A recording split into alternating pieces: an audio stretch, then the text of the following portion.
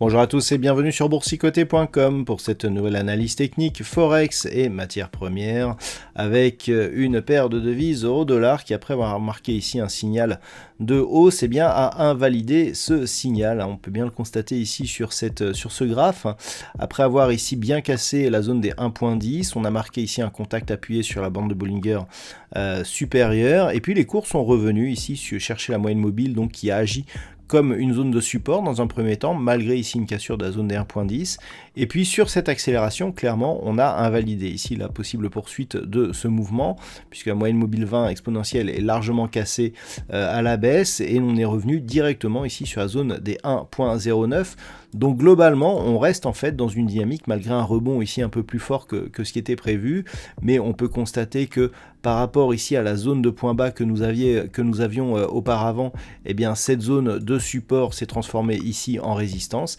Nous sommes toujours dans une dynamique qui globalement reste baissière.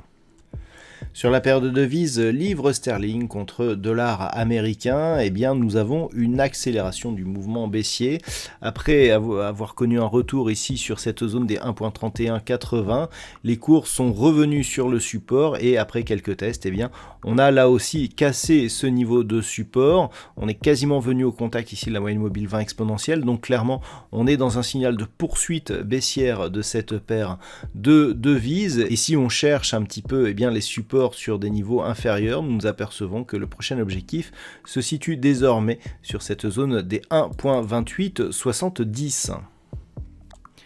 Sur l'or, là aussi, le signal reste très technique. Après avoir ici égalé quasiment le record de l'été 2020, les cours de l'or se sont dans un premier temps repliés ici sur cette zone intermédiaire des 1990 $ l'once, avant de revenir marquer un test ici sur cette fameuse zone des 1957 $ l'once. Donc on est clairement ici dans un setup qui reste haussier, puisque cette zone de résistance agit pour l'instant comme zone de support. Donc tant que l'or reste ici au-dessus de cette zone, on peut s'attendre à un retour du mouvement haussier. Je rappelle qu'en cas de rupture ici de cette zone des 2070 $ l'once, nous pourrions connaître une forte accélération haussière, puisque nous serions sur des niveaux historiques sur ce métal jaune. Sur le WTI, par contre, il semblerait que l'on soit en train de s'inscrire dans une dynamique qui devient baissière d'un point de vue court terme. Hier, j'attirais votre attention sur ce mouvement ici qui était venu attaquer d'une manière assez agressive la bande de Bollinger inférieure. Le rebond technique ici n'a fait que valider que la zone des 110 $ le baril était devenue résistance. On est venu depuis chercher cette zone de support intermédiaire ici, qui se situe sur des niveaux proches des 103 $ le baril, mais on reste bien ici sous cette moyenne mobile, donc pas de rebond qui permette pour l'instant de franchir cette zone horizontale des 110 et cette moyenne mobile 20 exponentielle.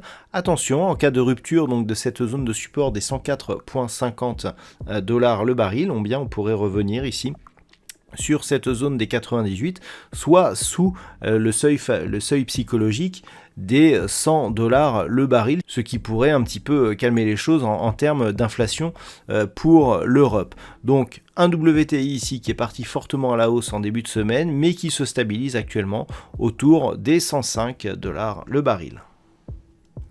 Et puis enfin on termine avec le Bitcoin qui continue à évoluer ici sous sa zone de résistance des 39 650 $ pour un Bitcoin.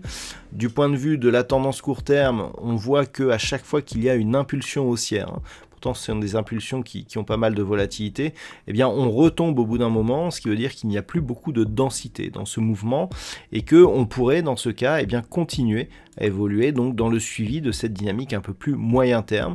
Nous avions ici donc cette impulsion baissière, une stabilisation qui se fait donc au-dessus des 33 000 $ pour un Bitcoin, mais sous le deuxième retracement de Fibonacci ici à 38,2%, se situe environ à 46 700 $ pour un Bitcoin.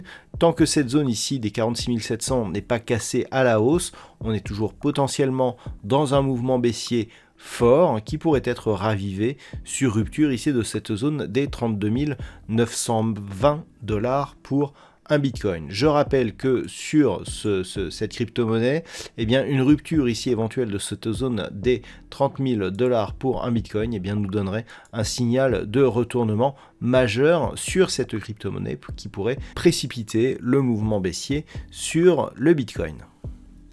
Voilà donc ce que l'on peut dire sur cette semaine, donc Forex, matières premières et Bitcoin. Je vous souhaite de passer un très bon week-end. On se retrouve dès la semaine prochaine pour d'autres analyses techniques, toujours sur le site boursicoté.com.